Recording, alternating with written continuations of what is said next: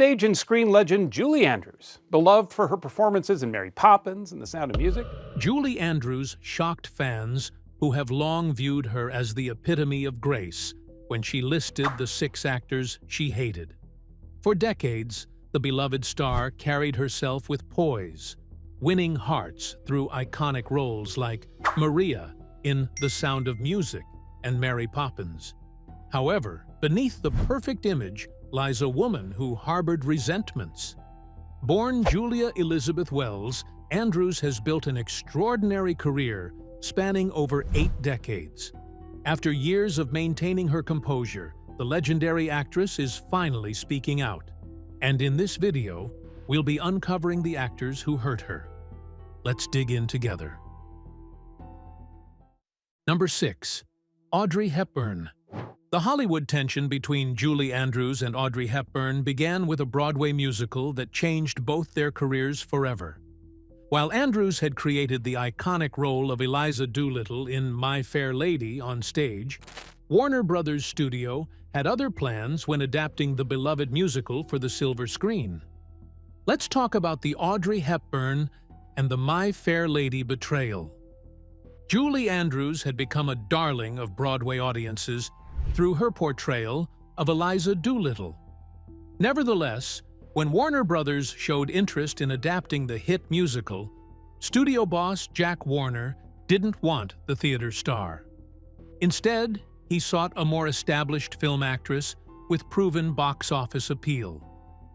You can say Audrey Hepburn, and people instantly know you're talking about a beautiful and talented star, Warner stated at the time. In my business, I have to know who brings people and their money to a theater box office. Hepburn, fresh from successes in Roman Holiday, Breakfast at Tiffany's, and Charade, represented a safer commercial bet for the studio. Subsequently, Warner offered her the then astronomical sum of $1 million to play Eliza, a figure only 3 other actors at that time could command: Marlon Brando, Sophia Loren, and Elizabeth Taylor. What made the situation particularly controversial was that Andrews reportedly damaged her own chances. When asked to screen test for the role she had already perfected on stage, Andrews allegedly replied, "Screen test? You've seen me do the part, and you know I can do a good job."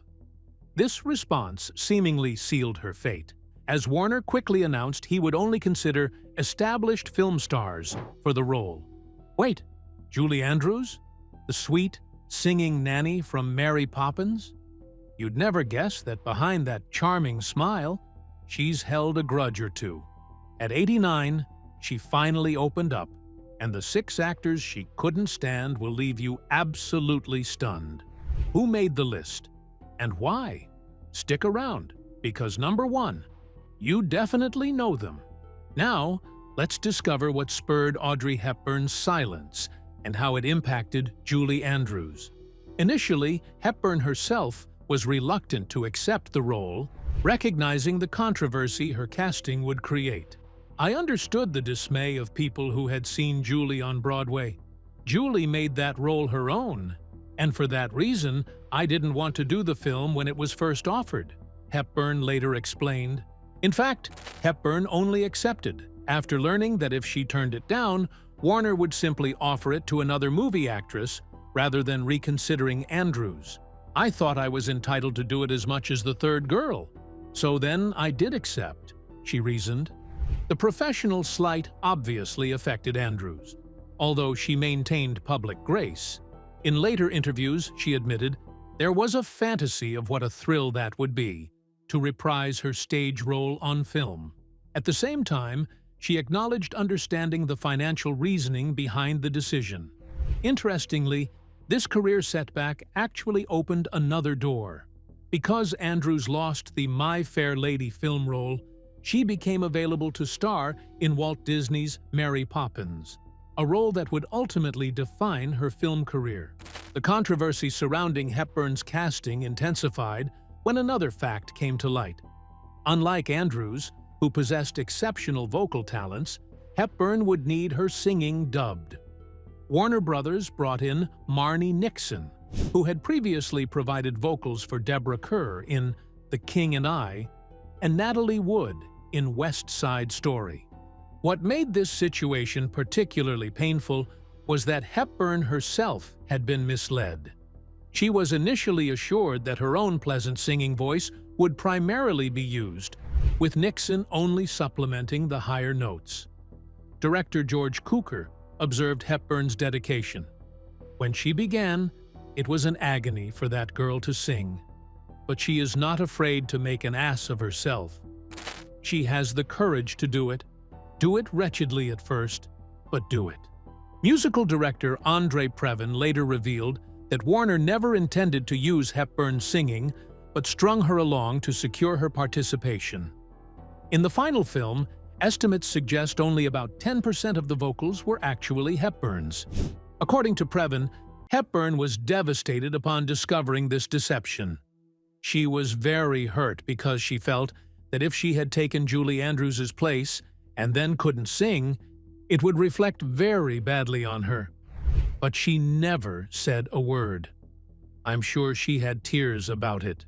The 1965 Academy Awards ceremony brought this controversy to its dramatic climax.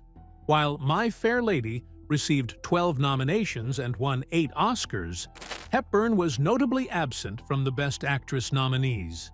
Instead, Andrews was nominated and won for her performance in Mary Poppins. Critics had been unforgiving about the dubbing issue. The Sunday Telegraph wrote, "I still find the sight of a beautiful dummy singing someone else's head off rather less than enthralling." While Hedda Hopper added, "Audrey Hepburn gives only half a performance." In spite of the professional rivalry manufactured by Hollywood, the two actresses reportedly shared a touching moment at the 1965 ceremony. According to Andrews, Hepburn approached her saying, "Julie, you should have done it, but I didn't have the guts to turn it down. We were friends from then on." This gracious interaction suggests that while studio politics and commercial decisions created a situation that could have fostered lifelong resentment, both women recognized they were pawns in a larger game. Ultimately, the twist of fate that denied Andrews her signature role on film led her to another iconic character, proving sometimes career disappointments can lead to unexpected triumphs. Number 5. Rex Harrison. Beyond the studio politics that kept Julie Andrews from reprising her Broadway triumph on film, a more personal betrayal lurked behind the scenes. Rex Harrison, her co-star in the original stage production of My Fair Lady, played a crucial yet often overlooked role in the saga that would haunt their professional relationship for decades. Let's talk about Rex Harrison's role in Julie's exclusion. The Broadway production of My Fair Lady showcased a complicated working relationship between Andrews and Harrison from the beginning. Harrison, already an established actor with a Tony Award for his role as Henry VIII in Anne of the Thousand Days, brought his considerable ego to rehearsals. Upon first meeting Harrison, Andrews later wrote, "He was tall and thin, his clothes exquisitely tailored. He was sophisticated with a clear sense of himself, albeit somewhat egocentric. He was definitely the center of attention." As rehearsals progressed, Harrison grew increasingly frustrated with Andrews's initial struggles with the role. His resentment escalated to the point where he reportedly demanded her removal, stating, "If you don't get rid of that C, you won't have a show." This hostility created such tension that director Moss Hart dismissed the entire cast for 48 hours to work exclusively with Andrews. Even when My Fair Lady became a Broadway phenomenon and the era's highest-grossing Broadway play, their relationship remained strained. During their explosive run, Harrison once stormed out of the theater shouting, "If that bee is still here on Monday, I'm quitting the show."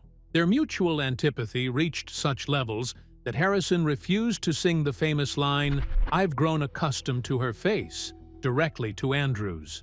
When casting began for the film adaptation in 1962, Harrison was already confirmed to reprise his role.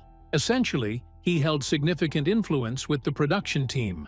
Yet, no evidence suggests Harrison advocated for Andrews to join him on screen, despite their successful, if contentious, partnership. Furthermore, his silence spoke volumes when Jack Warner ultimately decided Andrews wasn't well known enough for such a high-profile role. As if the drama wasn't enough, the world soon found out how Julie Andrews was silent when Rex Harrison won an Oscar. We'll talk about it shortly. The casting controversy intensified once filming began.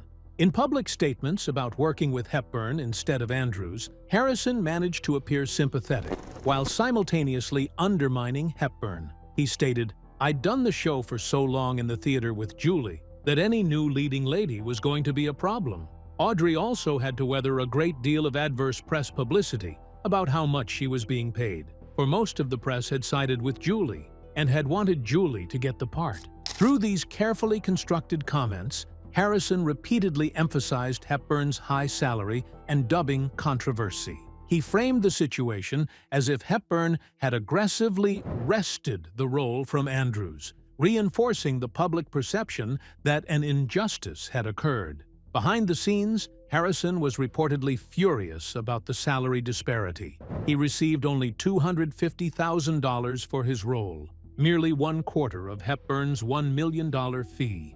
This financial grievance likely fueled his subtle public undermining of Hepburn. The 1965 Academy Awards ceremony brought this triangle of tension to its climax. In a remarkable twist of fate, Harrison won Best Actor for My Fair Lady, yet Hepburn wasn't even nominated for Best Actress. Meanwhile, Andrews won Best Actress for Mary Poppins. Upon accepting his Oscar, Harrison made a loaded statement, thanking his two fair ladies, Hepburn and Andrews. This seemingly gracious acknowledgement carried undertones of the controversy, reminding everyone of Andrews' original claim to the role. What made the Harrison-Andrews relationship particularly fascinating was how their professional antagonism contrasted with their public personas. Throughout rehearsals for the stage production, Harrison had apparently been terrified of performing with a live orchestra, having never done so before. Shortly before their first preview, he became tyrannical, declaring he would not do the show and demanded the entire company be dismissed. Only fierce persuasion from his agent convinced him to perform. Andrews later reflected on this period. Rex was a basket case. I, on the other hand, went from not having known how to cope during rehearsals to finding my true strength.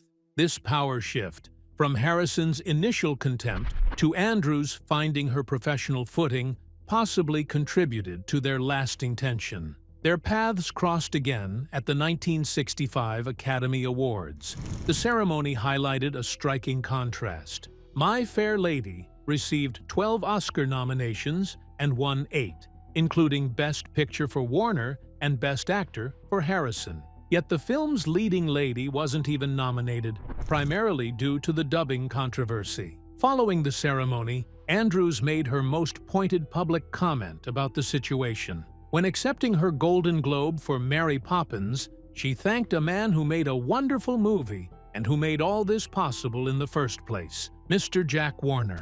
The audience roared with laughter, recognizing her subtle jab at the man who had rejected her for My Fair Lady, but inadvertently launched her film career. Throughout her career, Andrews maintained public grace regarding Harrison, yet the bitterness between them never fully dissipated. Her eventual success, becoming as much a household name as Hepburn in very short order, may have been the best revenge for a grudge that, fundamentally, began with Harrison's early dismissal of her talents. She was always seen as the classy, polite queen of Hollywood, but even Julie Andrews has her limits. And now, at 89, she's finally spilling the tea. 6 actors she couldn't stand working with. Some were rude, others just plain unbearable. Want to know who they are? You'll have to watch till the end, especially for the last name on that list. Number 4. Henry Mancini. Julie Andrews' professional relationship with legendary composer Henry Mancini revealed a painful chapter in her career that transcended mere creative differences. Their musical collaboration, which began with promise, would eventually lead to one of the most personally hurtful moments in Andrews's professional life. In the early 1970s, Andrews accepted an invitation to perform at a televised concert conducted by Henry Mancini, the titan of film music known for iconic compositions like Moon River and the Pink Panther theme. The collaboration seemed ideal, pairing one of Hollywood's most beloved voices with a composer who had already earned 3 Academy Awards and 20 Grammy Awards by 1972. Initially, the rehearsal progressed smoothly. The orchestra provided rich accompaniment as Andrews's crystalline vocals soared through the arrangement. However, midway through the session, Mancini unexpectedly halted the music. What happened next would forever alter their professional relationship. Mancini approached Andrews and, in front of the entire orchestra, delivered a critique that cut to the core of her artistic identity. Let's try that again, with a little less choir girl and a little more woman. To the outside observer, this might have appeared as mere artistic direction. Indeed, Mancini likely intended it as professional guidance rather than personal criticism. Yet for Andrews, whose vocal identity had been shaped since childhood, the comment struck at something fundamental about her artistic essence. Now, let's find out Henry Mancini's critique of Julie's voice and how it turned their relationship sour. The public persona of Julie Andrews often carried labels like perfect, a characterization she actively disliked. During a 1972 appearance on The Julie Andrews Hour, she specifically asked Mancini not to call her perfect, explaining that the word had followed her since Mary Poppins' famous line about being practically perfect in every way. This context makes Mancini's rehearsal critique particularly wounding. His suggestion that her singing style was too choir girl inadvertently reinforced the very box Andrews had been trying to escape: the perception that she was somehow too proper, too perfect, too pristine. Following the incident, Andrews completed the rehearsal with flawless technical precision. Outwardly, she maintained complete professional composure.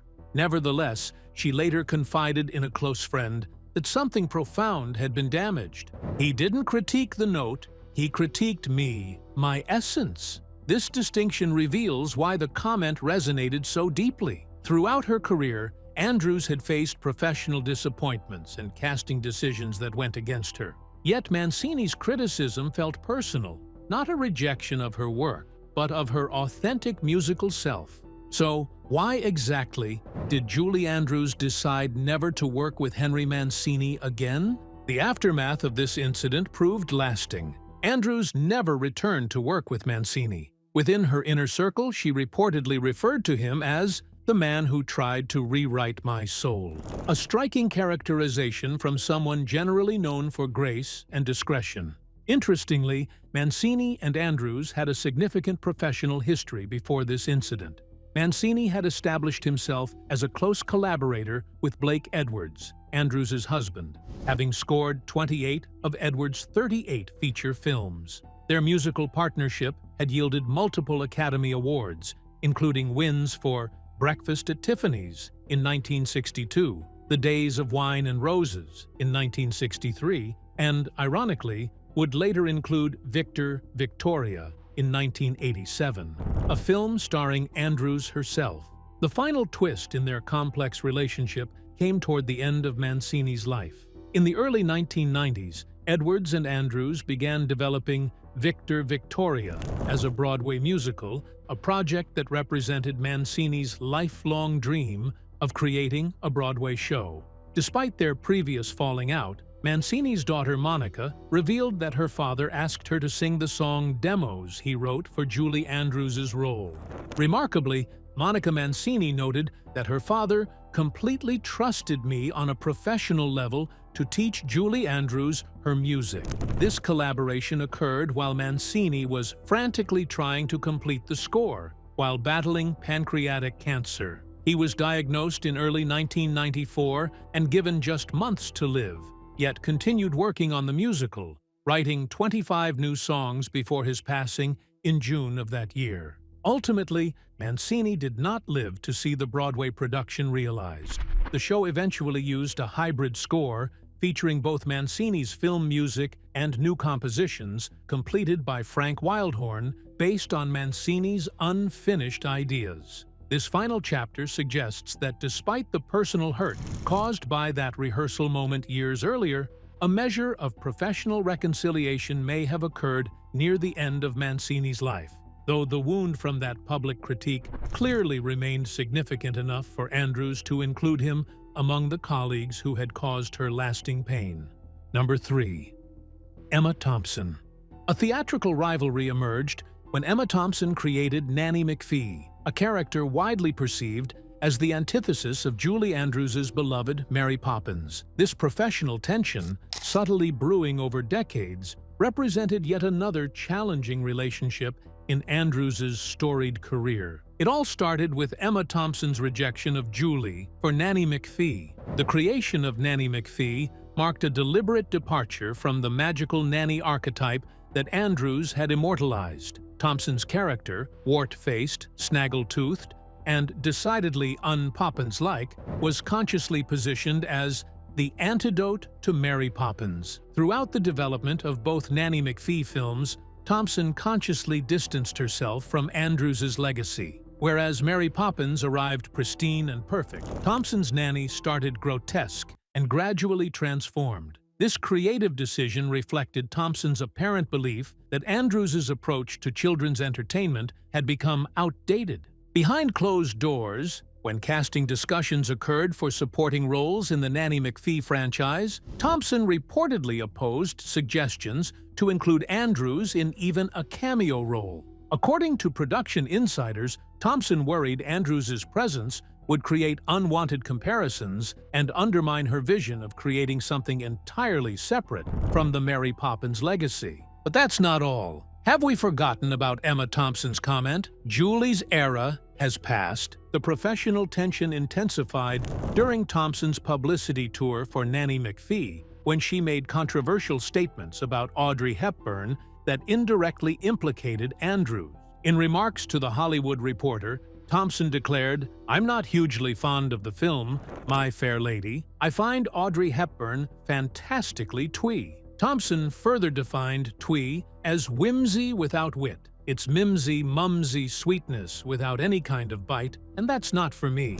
These comments carried special significance given the historical context. Hepburn had famously replaced Andrews in the film adaptation of My Fair Lady, despite Andrews creating the role on Broadway. Most controversially, Thompson directly criticized Hepburn's talents. She can't sing, and she can't really act. This statement was particularly loaded, considering Hepburn had her vocals dubbed in My Fair Lady, unlike Andrews, who was renowned for her exceptional singing ability. These comments carried a subtextual message about Andrews as well, suggesting the type of whimsy without wit that characterized Andrews's most famous roles represented an outdated approach to entertainment. Industry insiders interpreted Thompson's remarks as a thinly veiled declaration that Julie's era has passed. Ironically, Thompson was simultaneously working on a screenplay for a planned remake of My Fair Lady when making these comments. The Guardian noted, Thompson's comment arose from interviews she has given to the trade papers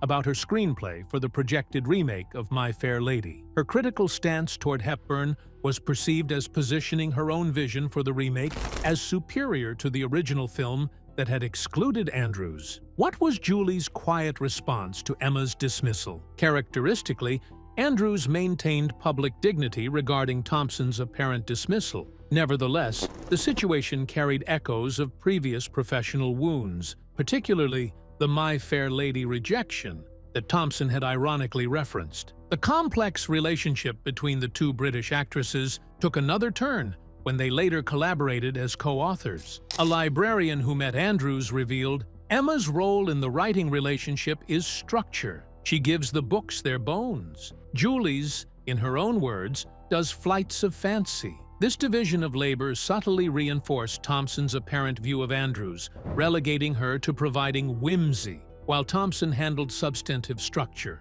What made Thompson's dismissal particularly painful was the prior respect Andrews had shown for Thompson's talents. Throughout her career, Andrews had openly praised Thompson as one of Britain's finest actresses and writers. Yet this professional admiration, apparently, wasn't reciprocated with the same enthusiasm. Within Andrews's inner circle, friends noted her measured response was characteristic of her professionalism. Yet privately, she expressed disappointment that Thompson seemed determined to position herself in opposition to Andrews's legacy rather than alongside it. Consequently, this chapter represents yet another instance where Andrews's public grace masked private hurt.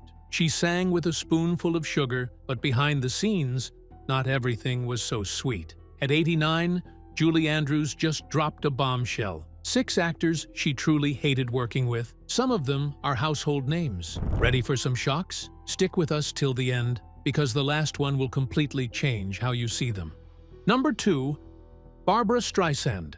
The singing world witnessed an unusual dynamic between two of its most celebrated voices when Barbra Streisand and Julie Andrews orbited each other's careers for decades without ever truly connecting. Their relationship, marked by professional comparisons and private tensions, revealed yet another complicated chapter in Andrews's career. Throughout Hollywood circles, rumors persisted about Streisand's private opinions regarding Andrews. According to industry insiders, Streisand once referred to Andrews as Peg within elite entertainment circles, a nickname purportedly referencing speculation about Andrews's personal life with husband Blake Edwards. This seemingly innocent nickname carried subtle undertones about Andrews's image and marriage dynamics. The professional rivalry between the two stars frequently manifested in comparative discussions about their vocal techniques. A classical voice teacher reportedly advised students to avoid Streisand's recordings while developing proper technique, explaining that Streisand's prominent head voice, sometimes described as nasal, contrasted with Andrews's more classical, balanced approach with rounded vowel sounds and proper breath support. This technical difference became a point of contention when Streisand allegedly criticized Andrews's performance style. In private conversations, Streisand supposedly expressed frustration with what she perceived as Andrews's overly pristine delivery.